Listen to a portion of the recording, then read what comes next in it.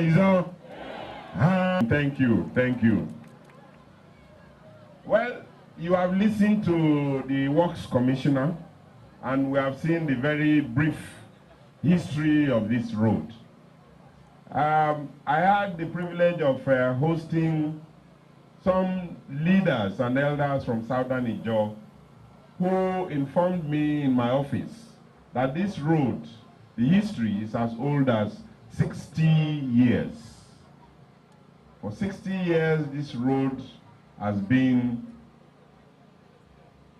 thought about and no action, not until former President Goodluck Jonathan crossed the Ekole Bridge. And after him, the man who took over abandoned this road.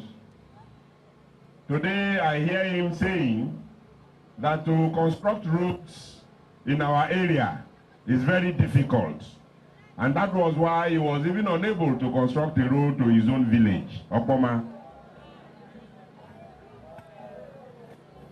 And I think that they should be giving credit to the former governor and myself for overcoming that difficulty that he thought that can never be done in our terrain.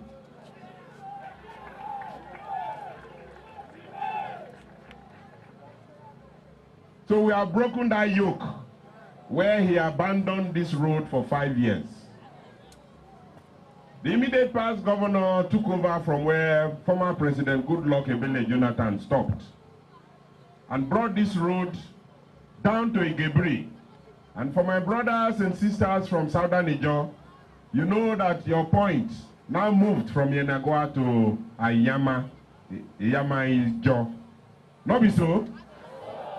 So all of us from Southern Ijaw, those who are traveling there, we are all coming to Iyama Ijaw to board a speedboat to our communities.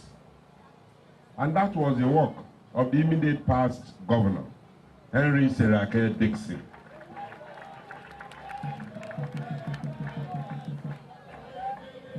So I think that the other governor who abandoned this road should actually hide his face in shame. If we had governors like him, we will not be gathered here today. And part of our campaign promise was that we were going to take off from where the former governor stopped. And you remember, let me remind you, you recall that by 2019, Southern Ijaw, and rightly so, said they are going to vote for their own son because of this road. That subsequent governments have abandoned it. It was only Dixon who has taken it to where it was, and that the only person who can do this road for them is their own son. And that was why we lost in Southern Ijaw local government, because they all voted for their son, at that time, David Lyon. But beyond that, we also know the abracadabra that happened anyway. Have been. That's what I refer to as the abracadabra.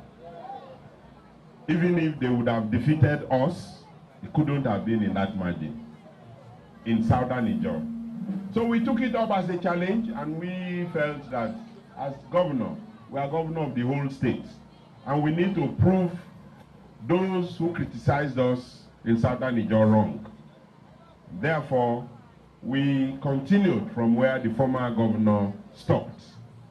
Today, we are happy, Your Excellency, our dear President, that we have completed this about 21 kilometers road, taking from where the former governor started to where I took over down to Angiama. And now the point of the movement of people of Southern Ijaw is no longer Iyama Ijaw. It is now at Angiama.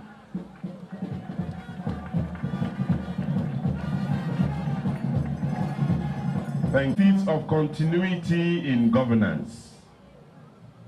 If we had the likes of the man who abandoned this route to return as governor, then Southern Ijaw people, you know that there would have been no road to Angiama.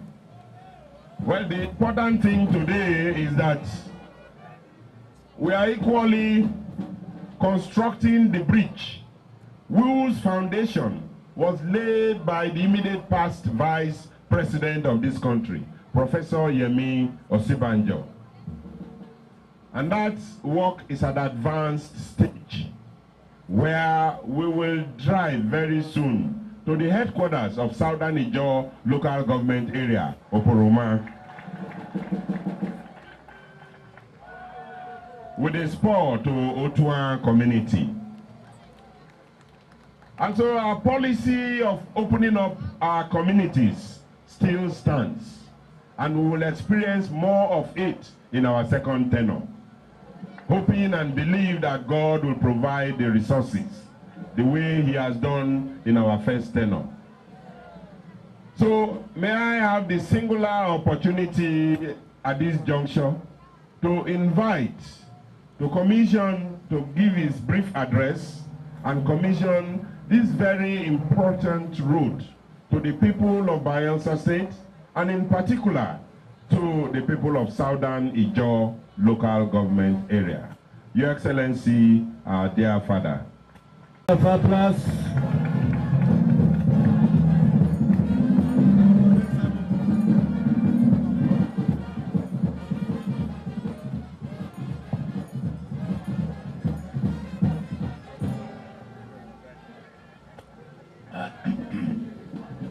Thank you, thank you, thank you. An area like this, for somebody like me, thank you. For somebody like me, who is a little bit died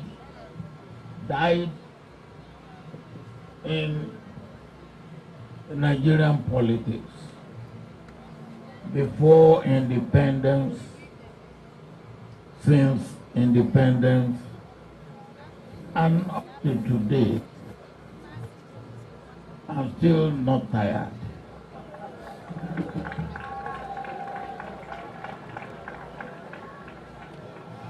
You cannot imagine how I feel.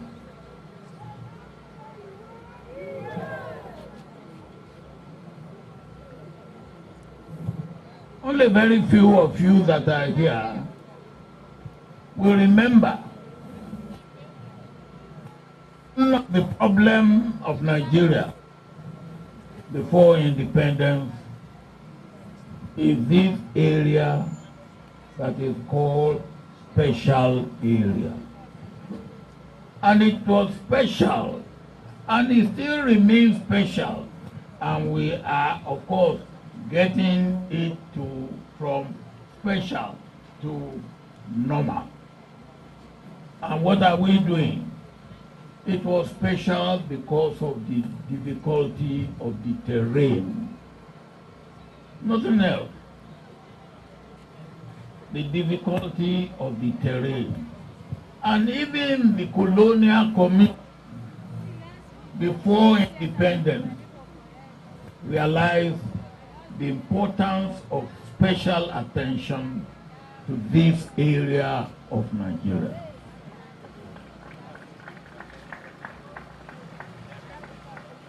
One of the difficulties, if you want to call it difficulty, dereliction, if you want to call it dereliction, whatever you want to call it, is that we did not pay as much attention to these special areas as even the commission before the independence watch fruit as we would have wanted them to.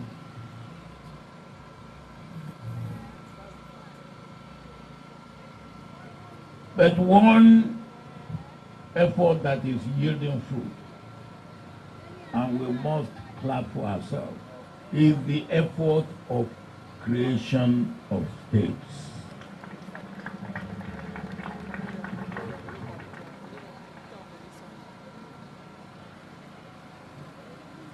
And what do we get after that? as we have heard, we get people who understand the locality, the community, the terrain, the people in charge. Not only do we get such people in charge, what is the whole problem?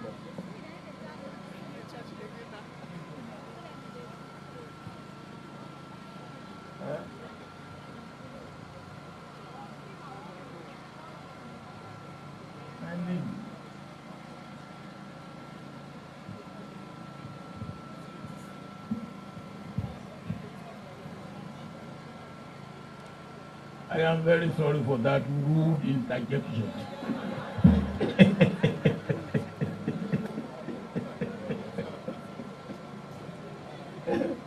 But on a serious note,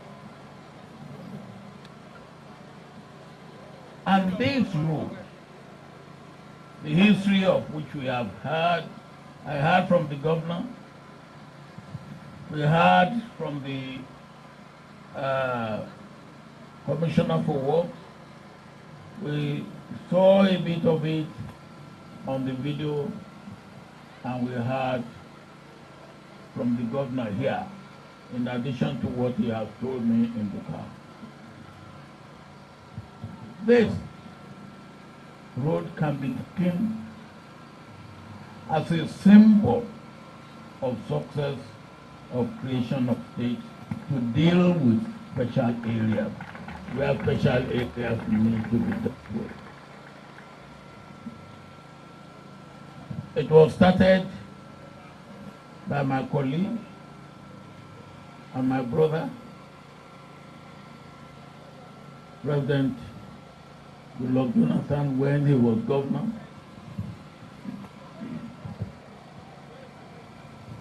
Then we brought him out of here. You donated him to us in, and what, his opinion is not here, but let him know that I said he donated to us in Abuja. And then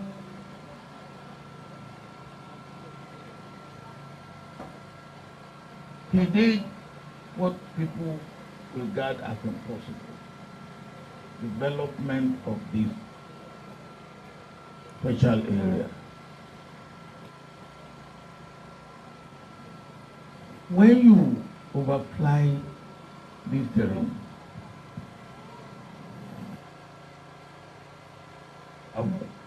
the impression you will have is that you cannot get road anywhere, because all that you see is water, water, and water.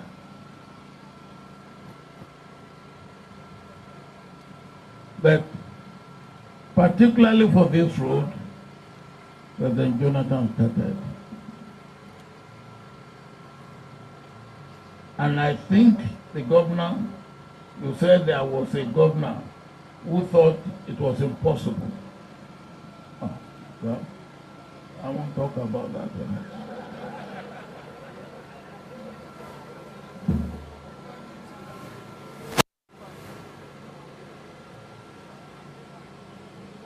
Because what he thought was impossible, Governor Dixon did.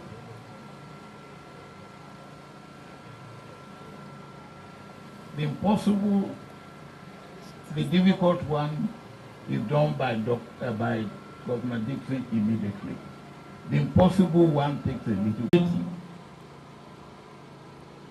And you must not say, well, it is too difficult or impossible.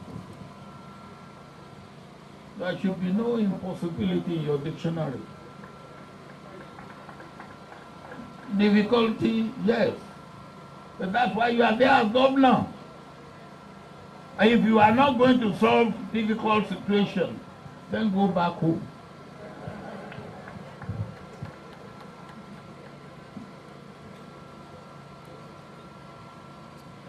And what I see,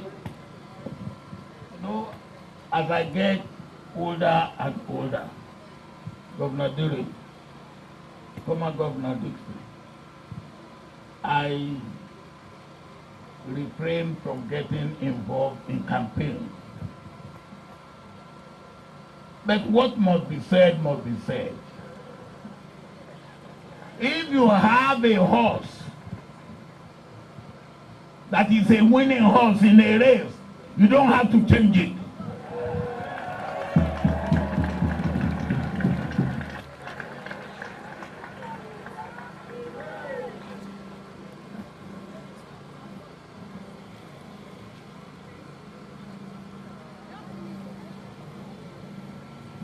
Former Dixon, Senator, you agree with me that the man you handed over the baton is running a winning race.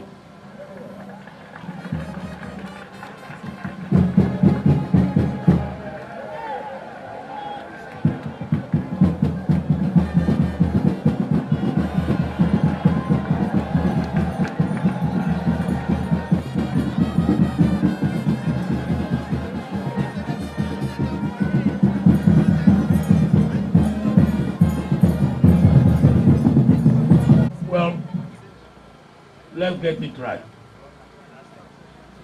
Anybody can be in any position, but not anybody can do what is right in any position.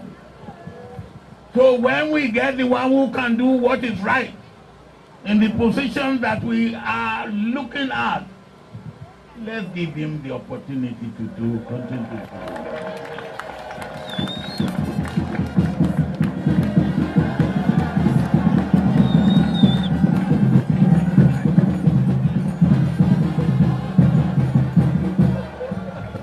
Please, I never finish.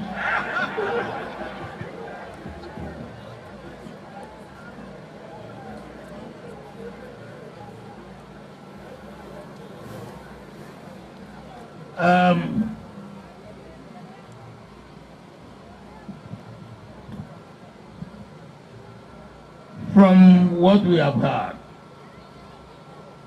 the managing director of CCECC is ready to continue. You are ready to continue. And Governor Diri is ready to allow them to continue. And former Governor Dixon is ready, even if it's necessary, to pass a resolution in the Senate of the Federal Republic. Is ready to do it to continue. Well, I am ready.